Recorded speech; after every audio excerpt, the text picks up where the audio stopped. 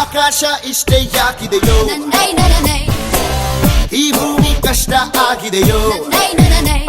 ಹಂಚೋಳ ಈ ಪ್ರೀತಿ ಬೇಕಿಲ್ಲ, ಪ್ರಸೀತಿ ಮುಗಿದನ್ನೇ ಮುಂದಾಡಿ